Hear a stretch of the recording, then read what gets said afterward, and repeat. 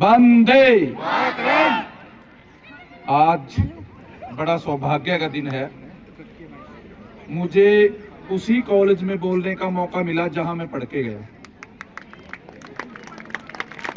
और इस ग्राउंड से हमारी बहुत सी यादें जुड़ी हुई हैं, और मुझे खेल के ऊपर ही बोलने का मौका मिला है। मैं वेट लिफ्टर हुआ करता था यहाँ पर, और मेरा यही पहला ही रूम हुआ करता था। मुझे बहुत याद आई यहाँ पर। मुझे पता ही नहीं लग रहा है कि मैं यहाँ आज पढ़ने की मूड से ही बैठा हूँ। लग रहा है कि मेरे को मैं यहाँ पढ़ने के लिए ही आया हूँ। आज 20-22 साल का समय गुजर चुका है। मुझे पहले भी प्रिंसिपल साहब से मिलने का मौका मिला। उन्होंने हमारा बहुत यहाँ पर जो हमें रिस्पेक्ट स्टूडेंट के रूप में थी, आज हमें यहाँ लीडर के रूप में देखते हैं। बहुत बहुत धन्यवाद आदरणीय मंच और डीएवी संस्था का, सभी का मैं दिल से धन्यवाद करता हूँ। और खेल के बारे में मैं ये कहना चाहूँगा, बच्चों से अनुरोध है वो सिर्फ खेल को खेल की भावना से ही खेलें। मैच के अंदर हार जीत तो बनी होती है।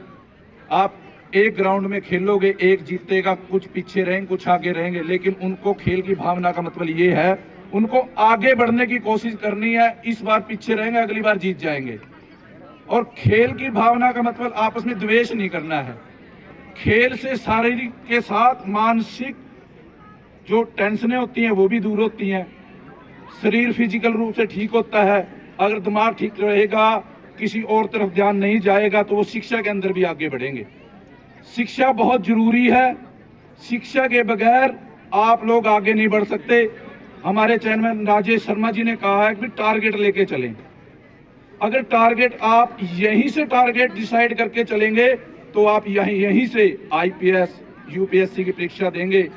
अगर आपने टारगेट ले लिया ना, आज हमने यूपीएससी की तैयारी करनी है, बीए में निकलने से पहले ही आज सोच लें कि हमने यूपीएससी क्लियर करना है। इतना औखा काम नहीं है, क्योंकि मैं सिर्फ यूपीएससी में दे तो नहीं सका, लेकिन मैं ये चाहूँगा किसी को भी यूपीएससी शिक्षा के बारे में कोई भी हमारी हेल्प की जरूरत हो।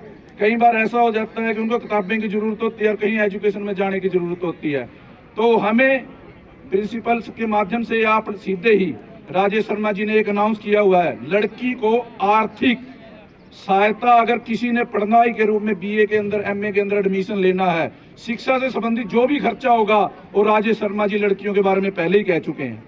तो इसी प्रकार सरकार की तरफ से मैं यहाँ पर आप लोगों को अनुरोध करूंगा, अगर किसी प्रकार की जरूरत होती है, महिपाल डांडा जी हमारे शिक्षा मंत्री हैं, इतने अच्छे आदमी हैं वो। अगर आप अपनी कोई भी समस्या हमारे थ्रू या आप सीधे भी उनको देंगे तो वो समस्या आपकी कुछ दिनों में ही दूर हो जाएगी। कॉलेज के अंदर किसी प्रकार की अभी नीरज जी ने मुझे बताया कि लड़कियों को चीका से डीएवी कॉलेज तक पहुंचने के लिए वाहन की जरूरत पड़ती है। कई बार प्राइवेट बस वाले उनको नहीं लेकर जाते। इसके बारे में भी आप लिख के दीजिए, आपका एक रूट आने का और एक जाने का। ये मैं सरकार से कह के, जिले से कह के जल्द ही पूरी करवा दूं।